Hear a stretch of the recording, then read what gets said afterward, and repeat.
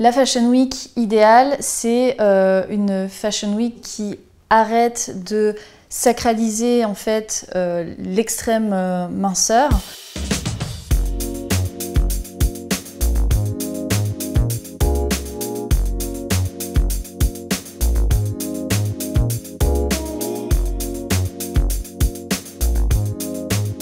Je suis arrivée à Paris quand j'avais 17 ans pour mes études. Et à côté, je cherchais en fait un job étudiant. Je connaissais vraiment personne dans le milieu, donc c'était vraiment un petit peu Disneyland.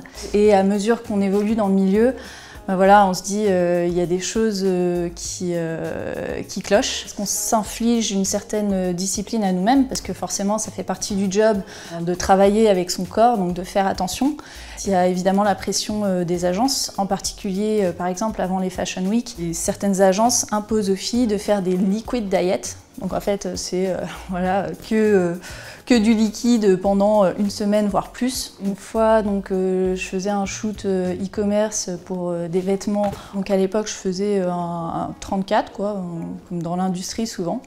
Et là le photographe il m'a demandé si j'étais mannequin grande taille. Et la deuxième fois, c'était en Inde. Elle avait pris mon tour de taille et elle me fait ah, mais ça va pas du tout, t'as mangé ou quoi, enfin comment ça se fait quoi. Je fais, ah ouais, il est 5 h de l'après-midi, forcément j'ai mangé avant, j'étais loin d'être grosse et elle m'a fait me sentir vraiment comme moins que rien. Étant moitié asiatique, moitié française, bon, j'étais toujours un peu, alors soit j'arrive à passer pour la française, soit j'arrive à passer pour l'asiatique. On est toujours un peu trop ou pas assez, trop typée, pas assez typée, trop blanche, pas assez blanche. Moi je sais que je dépendais pas de ce métier, je misais pas tout là-dessus.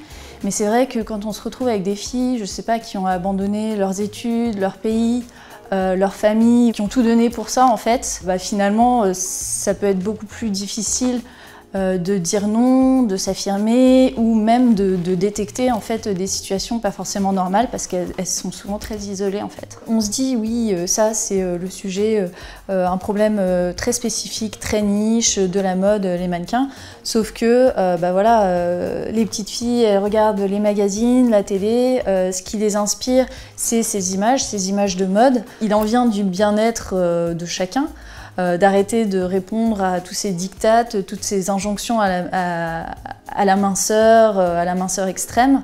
On commence quand même à voir de plus en plus voilà, de diversité, on va un petit peu plus loin en termes de morphologie, mais on reste encore au niveau de ce qu'on appelle la tokenisation.